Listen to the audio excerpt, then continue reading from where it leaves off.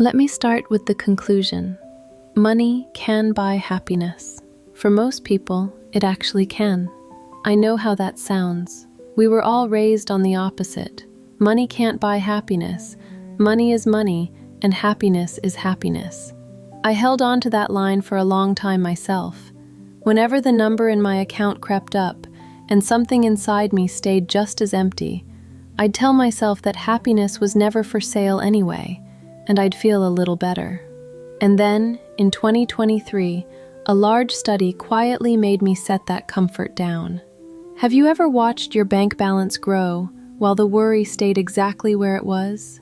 Been certain that a little more money would put you at ease, only to find the unease still sitting there, unmoved?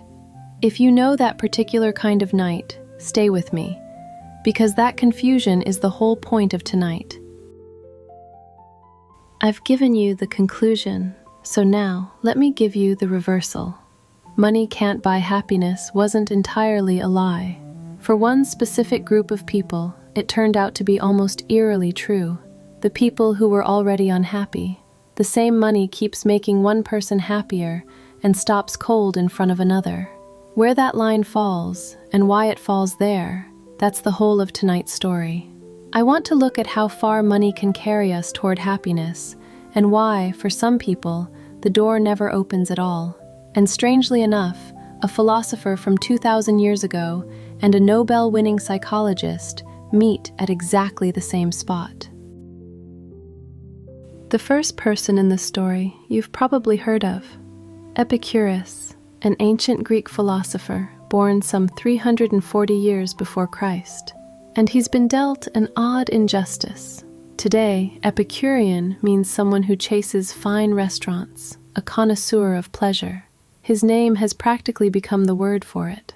But the real Epicurus lived on the edge of Athens, in a small community he called the Garden, getting by on bread and water and the occasional bit of cheese. He was about as far from a hedonist as a person could get. The pleasure he talked about wasn't indulgence. It was a body free of pain and a mind free of anxiety. The Greeks had a word for that second part, ataraxia, a mind at rest, untroubled. That quiet calm was, to Epicurus, the highest pleasure there is. Not the peak of a feast, but the moment after, when nothing aches and nothing is missing. The garden itself said as much about him. At a time when Athenian philosophy was mostly the business of free men, Epicurus welcomed women and enslaved people to sit and think alongside everyone else. It wasn't a place for chasing more, it was a place for wanting less, together. His most useful gift to us was to sort desire into three kinds. The first are natural and necessary, to eat when you're hungry, to be warm when you're cold. These are easy to fill, and once you fill them, the discomfort is simply gone. The second are natural but not necessary. The wish for a fine meal instead of a plain one. You can live without them, but they're pleasant to have. It's the third kind that's the trouble, the empty desires. More money, a higher place, endlessly more. Epicurus thought these were the dangerous ones, because they have no natural limit built into them. Your stomach tells you when to stop eating. More never tells you anything. And so he says something that lands hard. Pleasure has a limit. At the very moment your hunger disappears, the pleasure of food has already reached its peak. Above that, however lavish it becomes, the pleasure doesn't grow. It only changes flavor. Here is how he put it. Bread and water give the greatest pleasure when they are brought to hungry lips. Now you could push back. Fine words, but the man had a garden to eat from, didn't he? Easy to preach limits on a full stomach. And it's exactly that pushback that science, 2,000 years later, answers with startling precision. Let me pull us forward to now. Here are two psychologists who spent years flatly contradicting each other. The first is Daniel Kahneman, a Nobel laureate in economics and one of the giants of modern psychology. In 2010, he published a finding. Money does lift happiness, but it levels off around $75,000 a year. Above that, more money didn't seem to change how people felt from day to day. That 75,000 became a very famous number for a while.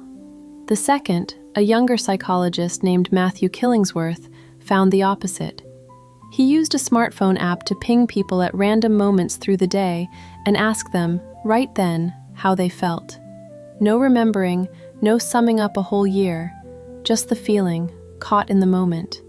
And when he gathered it all up, happiness kept climbing well past 75,000. It didn't level off at all. One said it stops, the other said it keeps rising. Usually, this is where two researchers dig in and defend their own ground. Instead, in 2023, these two did something rare. They joined forces. Two people on opposite sides sat down with a third researcher as a referee and went back through the same data together, from the beginning. Not to see who won, but to find out what was actually true. 33,000 working American adults. When they laid out that mountain of moment-to-moment feeling again, a surprising picture emerged. They had both been right, just about different people. For most people, Killingsworth was right. As income rose, happiness rose with it, past 75,000, well past 100,000. For those who were already happy, it even climbed faster. But Kahneman's leveling off was really there too, in one group. The people who started out the least happy. Their happiness rose with income for a while, and then it flattened, right around 100,000. And that number, it turned out, was a sharper version of his old one. The 75,000 had been a blurred average of everyone at once. The real flattening belonged to this one group alone, a little higher up. Above it, more money did nothing for how they felt. Here is what that means. Money has two different powers, not one. The power to relieve unhappiness and the power to add happiness. And they aren't the same thing. Money reliably clears away the pain that poverty causes, up to a point. That much it does for everyone. But the unhappiness left above that line, loneliness, loss, a grief that won't lift, a mind that is unwell, was never a door money could open in the first place. For the person already carrying one of those, a bigger number just buys a nicer room to carry it in. So the split makes sense. If your unhappiness is the kind money can reach, more of it keeps helping. If it's the kind money can't touch, then past the point where poverty itself was the wound, the money simply runs out of things to fix. And this is exactly where we meet Epicurus again, 2,000 years on. Pleasure has a limit, he said. There's a ceiling on what money can clear away, and the science traced it, right there in this group's own data. And I'll admit, it made me think more of Kahneman. A man with a Nobel Prize looked at the famous conclusion he had published years earlier and said, in effect, I was only half right. He chose the truth over his own number. Let me head off one misunderstanding before it starts. None of this means money is pointless. Quite the opposite. What the study says is that money genuinely makes most people happier. Lifting the weight of money worry is, in itself, an enormous relief. The pain of being poor is real, but it doesn't mean filling the account fixes everything either, especially for someone whose mind is already breaking. And one more thing. The happiness being measured here is how you actually feel from day to day, not the meaning or the overall satisfaction of your life. That's the part they measured. So the honest way to read this study is this. Money is a superb vehicle, one that carries us most of the way to the door of happiness. It's just that the key to that door isn't always money. So if you take one thing from tonight, let it be this. You might take a small slice of the energy you spend on growing the number in your account and spend it instead on a different question. This unhappiness weighing on me right now, is it on the inside of the door money opens or the outside? Just sorting out that one thing. If it's the rent you're worried about or a medical bill that's inside the door, then earning money is protecting your peace of mind and there's no guilt to carry in that. But if it's a relationship you've put off for too long, or a loneliness you've told no one about, or an illness of the mind you've swallowed alone, that's outside the door. No amount in the account will open it. That kind of unhappiness has to be met some other way first. And simply knowing which side you're on can save you a great deal of wasted effort and a great deal of quiet self-blame, the kind that comes from trying to fix the wrong thing and wondering why it never works. Money can't buy happiness. I hear that line a little differently now. Maybe it was never quite a fact, but something closer to a wish. Our wish to believe there are things money can't reach. The data says, plainly, that money carries us quite far, but only so far. The last few steps are always left to each of us. Epicurus, it seems, already knew this. There's a line that has come down to us from him. If you want to make someone rich, don't add to his fortune. Take away from his desires. Thank you for staying with me all the way here.